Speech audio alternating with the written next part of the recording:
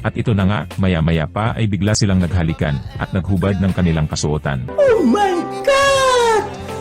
Wow! Biglang umibabaw si Heather ng napakalupit hanggang sa mayanig nila ang upuan at tumumba.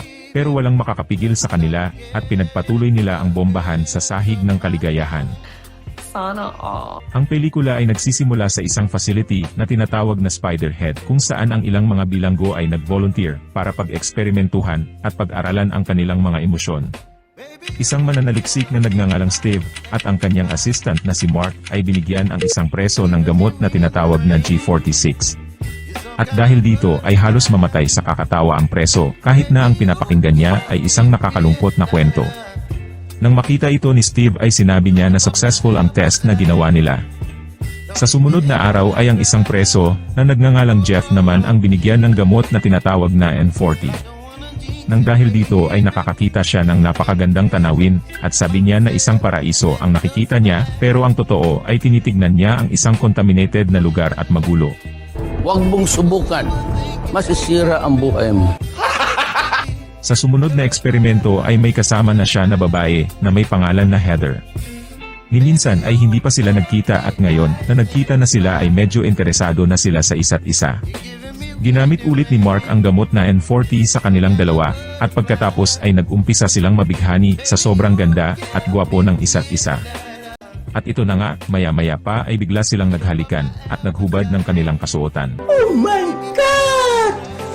Wow! Biglang umibabaw si Heather ng napakalupit hanggang sa mayanig nila ang upuan at tumumba, pero walang makakapigil sa kanila at pinagpatuloy nila ang bombahan sa sahig ng kaligayahan.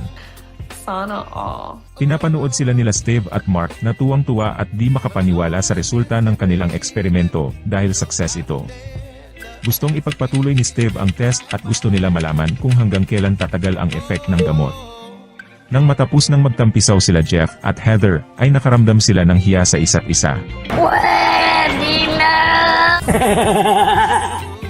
Makalipas ng ilang oras ay naghain ng pagkain si Jeff kasama ang kaibigan nito na si Lacey at binigyan nila ang mga kasamahan nilang preso. Nang bigyan ni Jeff ng pagkain si Heather ay hindi sila nag-usap at naging awkward sa isa't isa. Ang epekto ng gamot ay hindi tumagal, nawala na din agad ang effect ng gamot sa kanila. Ngunit si Steve ay hindi sumuko at gustong ulitin ang eksperimento. Ngayon ay bago na ang kasama ni Jeff sa kwarto na gagawin ang eksperimento. Isang matandang babae na may pangalang Sarah ang makakasama niya. Hindi type ni Jeff si Sarah, pero pagkatapos makagamit ng N40 ay hindi niya mapigilan na makipaglampungan kay Sarah. Saan ba makakabili ng gamot na to? Bibigyan ko lang yung crush ko. Wow naman! Wow! Isang araw, sinamahan ni Jeff sina Steve at Mark sa testing room para sa susunod na eksperimento na kinasasangkutan nina Heather at Sarah. Gusto ni Steve na pumili si Jeff sa pagitan nina Heather at Sarah kung sino ang gagamit ng gamot na tinatawag na I-16. Ito ay isang gamot na pagtinik ay magagalit at magwawala ang gumamit neto. Ayaw pumili ni Jeff sa kanilang dalawa at nag-aalinlangan dahil nasubukan na ni Jeff ang gamot na ito noon at sinusumpa niya ang gamot na ito dahil sa pangit na epekto. Makalipas ng ilang oras ay inumpisahan na nila ang bagong eksperimento at dito ay may nakapareha si Jeff na isang tatuan na lalaki na may pangalang Rogan. Kinakabahan si Jeff dahil baka ang ibigay sa kanilang gamot ay ang N40 at mapilitan silang dalawa na mag-ispadahan gamit ang kanilang mga batuta. Pag naghampasan sila ng batuta, for sure kawawa si Jeff ang laki ni Rogan. Lasman ang bunga nga mo, ha? Maya-maya pa ay natapos na ang eksperimento, at walang nangyari na kakaiba sa kanila. Pinuntahan ni Jeff si Steve sa testing room at doon nga ay nakita niya si Heather. Doon nga ay nalaman niya na pinapili ni Steve si Heather kung sino kila Jeff at Rogan ang bibigyan nila ng I-16 na gamot pero hindi pumili si Heather sa kanilang dalawa. Dito din ay nalaman ni Jeff na nakipagbombahan din si Heather kay Rogan gamit ang gamot na N40. Wasak ka doon Heather ang laki nun. Paano masabi? Nagbibiro lang ako. Nang malaman ito ni Jeff ay nagalit siya, at tinanong kung lahat ba ng mga preso ay nakikipagtalpakan din sa iba. Binigyan siya ni Steve ng chart na nagpapakita ng data kung sino-sino na ba ang mga preso na nakipagbombahan si iba pang preso. Inexplain ni Steve na nakadesign ang chart base sa utos ng committee, at pinaalala ni Steve kay Jeff na nag-volunteer siya para gawin ang eksperimento na ito. Walang nagawa si Jeff dahil totoo naman kaya nagsorry na lang siya dahil ibabalik siya sa kulungan kung ayaw niya na gawin ang mga eksperimento. Makalipas ng ilang oras ay kinausap ni Steve si Mark at sinabi na pwede na nilang gamitin ang gamot at handa na daw ito para magamit.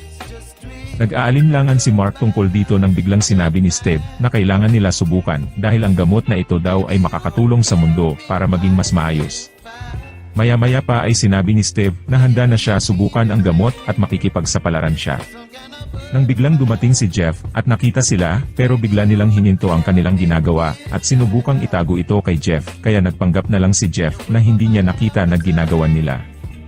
Sa sumunod na eksperimento ay sinabi ni Steve kay Jeff na inutusan siya ng komite na gawin ang eksperimento at gamitin ang I-16 na gamot at dahil ang komite ang may utos nito ay wala silang magagawa kundi gawin. Nakiusap si Jeff na baka pwede kausapin nila ang komite at pag-isipan muna dahil delikado nga daw ang gamot na ito. Kaya umalis si Steve para kausapin daw muna ang komite pero ang totoon ginawa niya pumunta lang siya sa kusina at nakipagkwentuhan kay Lizzie. Wow naman! Wow! Wow! Nang bumalik na siya sa testing room ay sinabi niya kay Jeff na hindi pumayag ang komite at kailangan nila ipagpatuloy ang eksperimento. Si Jeff ang maglalagay ng gamot kay Heather at kapag hindi niya ito ginawa ay ibabalik daw siya sa bilangguan, sabi ng komite. At dahil wala na siyang choice ay pumayag na lang siya at binigyan niya si Heather ng gamot na I-16. Maya-maya pa ay umepekto na ang gamot kay Heather at nagsimula na siyang mawala sa sarili at sinasaktan na niya ang sarili niya, inuuntog ang ulo niya at sa huli ay binasag niya ang base ng bulaklak at sinugatan ang sarili.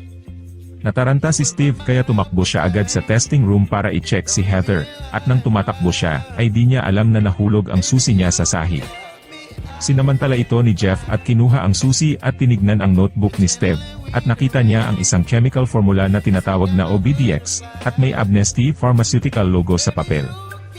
Ang ibig sabihin nito ay si Steve ang owner ng company at ng mga gamot kaya walang mga komite na dapat sundin si Steve. Maya-maya pa ay nakita niya si Steve na pabalik na, kaya nagmadali siya iayos ng mga kinuha niya, at tinapon ang susi sa sahig kung saan ito nahulog ni Steve. Galing yan. Makalipas ng ilang oras ay nakita niya si Jeff kasama si Lizzie na kumakain, at may naisip siyang plano para sa susunod na eksperimento. Sinek niya din ang mga kamera, at nakita niya sa kwarto ni Jeff na may drawing siya na mukha ni Lizzie. Kinabukasan para sa susunod na eksperimento, ay bibigyan niya din ng gamot na I-16 si Lizzie. Nagalit si Jeff at ayaw niyang gawin ang eksperimento. Kaya nagalit din si Steve at sinabi niya kung ano ba ang naging kaso ni Lizzie kung bakit siya nakulong. Si Lizzie daw ay pinatay ang sarili niyang anak, narinig ito ni Lizzie at nagalit din siya. Hiniling niya kay Jeff na bigyan na lang siya ng gamot na I-16 para matapos na agad ang eksperimento, kaya napilitan na lang si Jeff na sundin siya. Pero si Mark, yung assistant ni Steve ay pinalitan pala ang kontrol ng gamot na kaprogram ito kay Steve. Nang bigyan ng gamot ni Jeff si Lizzie, ay kay Steve ito napunta kaya nakaramdam na sobrang sakit si Steve. Sinamantala ito ni Jeff at pinaamin niya si Steve na sabihin niya lahat ng katotohanan sa kanya tungkol sa chemical na OBDX. Ito pala ay isang gamot na ang effect ay magiging sunod-sunuran at magiging alipin ang kung sino man ang gagamit nito. Sabi ni Steve ay ito ang kailangan ng mundo. Umamin din siya kay Jeff na malaya na pala si Jeff nung nakaraan 7 buwan pa at hindi na siya dapat nakakulong. Nang marinig ito ni Jeff ay tinulak niya si Steve at pinilit niya na ipabukas ang pinto para makaalis na siya. Subalit biglang nakagalaw si Steve at lumaban at kinuha ang kontrol kay Jeff tapos ay binigyan niya ng gamot na I-16 si Lizzie, kaya biglang nagwala si Lizzie sa sobrang sakit. Nilusob ni Jeff si Steve at dahil dito ay tumalsik ang controller at nasira sabay takbo kay Lizzie para tanggalin ang mga gamot na nasa likod nito. Nang biglang nag-announce si Steve gamit ang speaker at sinabi sa lahat ng preso na kung ayaw nilang ibalik sila sa kulungan ay pigilan nila si Jeff at Lizzie na makatakas. Habang tinitignan niya ang mga kamera, ay nakita din niya na ang mga pulis ay papunta na sa lugar nila, kaya kinuha niya ang mga gamot at tumakas na lang habang sila Jeff at Lizzie naman ay nakarating na sa pintuan at hindi sila naabutan ng iba pang preso. Nakita nila si Steve na tumatakas at di na nila naabutan, ang hindi ni Steve alam ay na-injekan din siya ng gamot na N40 kaya ang nakikita niya lang ay magandang langit pero sa totoo lang ay ang nasa harap niya pala ay isang bundok at sumalpok siya dito at namatay. Sila Jeff naman at Lacey ay nakatakas na ng tuluyan gamit ang motorboat paalis ng pasilidad.